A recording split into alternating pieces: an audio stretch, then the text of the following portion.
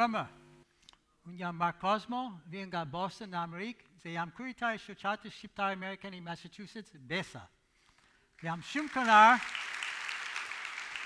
Triam Katu Meyu Sonte, Sepsa Familia, Imeka, Emegua, Paranichin Videve, Gachutete Coaches, Shatate Coaches, Trebitska, Zekatundi. Podota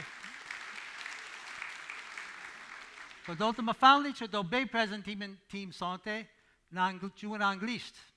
Pesa Mejuan Shipe, Kamflua, and got motion today, Vetch, Kamflua, Putopanua, Katuna Shipri. Krishi Vogel, Nuk Pasova Juan Shipe. Neisham American, Tahernan Dere to Stunum. Ishan Shiptar Vetam to Yellen, Kemi Shkua, Tek Jushia, Kusharim, and then Gaia Tek Kishe Fan Nolik, the Boston. But Tani Muntathem Sincharis, say Unyam ni Shiptar I Relinder. A kam Zem Shiptar, but my head is American. And I want to emphasize now that if you go home tonight and forget everything I said after 5 minutes, then I failed. I'm here tonight, I hope to inspire you to act and be an agent for positive change for the global Albanian community by being connected to it and by giving back to it. That's why the title of my talk is, We Are All Global Albanians, Transforming Our Future Together. The theme of this conference is connectivity. So what? Connectivity is nothing new. People seem to think that connectivity was invented by the internet. All the internet and technology have done is speeded up and changed the geographic reach of our connectivity. As Albanians, we're not just connected. We are a hyper-connected people.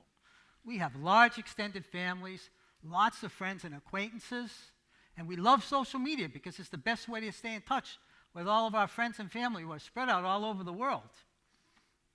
But because we're so technology-driven, we lose track of the fact that a very important part of our connectivity is our ancestry.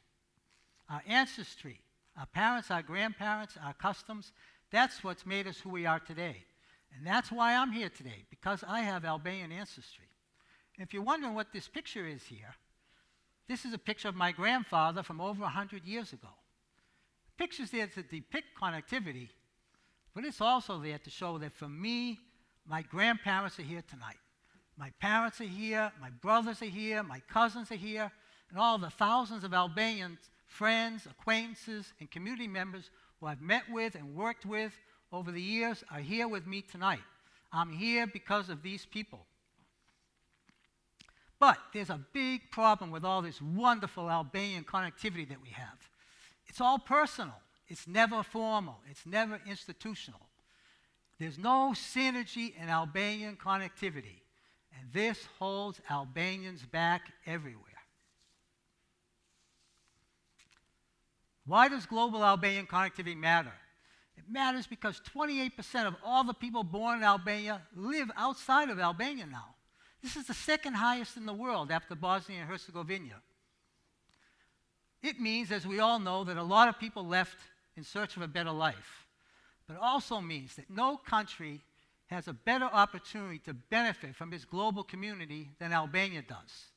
And if you include the large Albanian diaspora from Kosovo, from Macedonia, from Montenegro, it's even more significant. 40 years of Albanian isolation made it impossible to have a strong Albanian diaspora. And we've struggled for the last 25 years to build a better diaspora. And we still have a long way to go. But moving forward, we should try to be like countries like Ireland and Israel that have built strong institutions inside and outside of their countries to build up their global community and to build up their country so that they can prosper. We should try to be like India, which in the last 15 to 20 years has had unprecedented development precisely because it's made a great effort to engage its large professional and entrepreneurial diaspora. However, if we're going to be like Ireland, Israel, and India, it means that we have to have better government policy for promoting the global Albanian community, and we need to have stronger diaspora organizations. The creation of the Ministry of Diaspora 1 year ago and increasing talk about diaspora voting rights is a very good first start. But much more needs to be done at the policy level. On the diaspora side, I can say that we are poorly organized and that we've done not very much and perhaps even very little. In over 100 years of having an Albanian diaspora, we've created hundreds of effective local organizations, but we've created hardly any effective national and global organizations. If you want to have a powerful and effective global community, you have to have effective and powerful national and global organizations. It's not just about having local events where we raise the Albanian flag, we dance the vala, and I love to dance, and we sing, "Oh, Samir që jam shqiptar." There's more to it than that. Think of the global Albanian community like a soccer team. All the players have to be playing in their proper positions in order for the team to perform effectively. Individual talent doesn't count for much if the team doesn't play well. And we, as a global Albanian community, we all know that we have the brains and we have the talent to be as good as any country in Europe. What we need now is the management, the organization, and the connectivity to make this happen. So now I would like to share with you two ideas I have, two visions I have for improving global Albanian connectivity: professional networks and charity. The Albanian diaspora, it's changed as much as Albania has over the last 25 years. It hasn't just changed a little bit, it's changed a lot.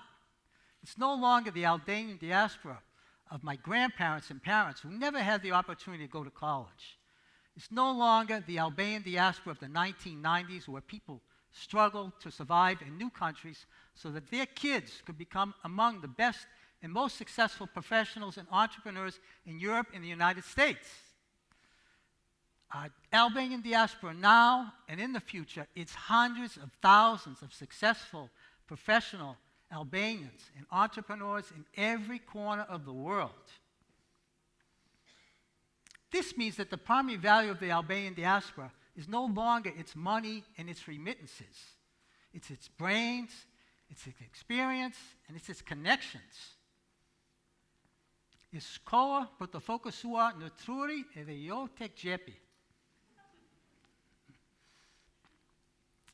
And what's the first step towards doing this? The first step is we have to create formal institutional networks.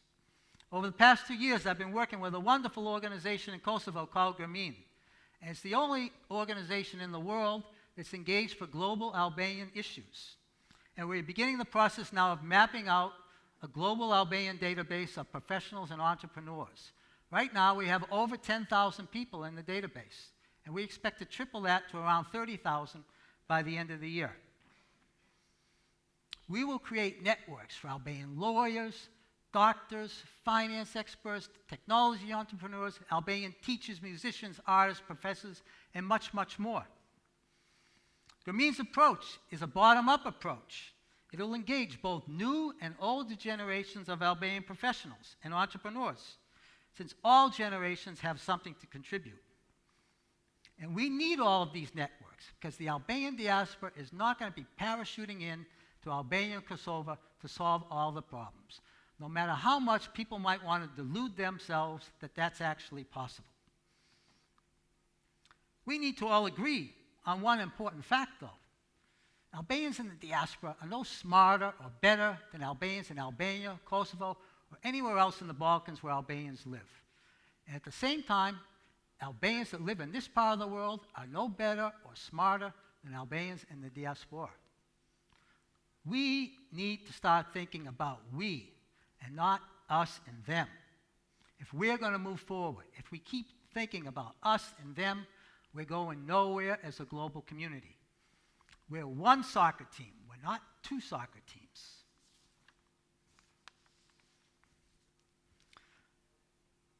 I know I just said that we need to think more about brains and less about money. But you can do a lot of good things with money, too. And if we're going to start doing and thinking about we, then what better way to start than with charity and helping those of us who are in need? We need to start thinking about how we can transform all the Albanian remittances that have been sent back over the past century into charity. Albanians abroad are not going to be sending money back to grandma anymore. At the same time that people are not going to be sending money back to grandma, the international donors are also going to be taking money or putting less money into Albania and Kosovo. So what does this mean?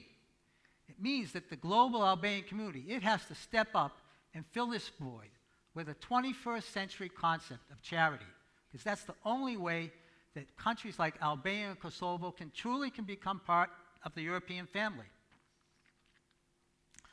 But many Albanians, they're cautious about donating. They're worried about corruption. They're worried about mismanagement.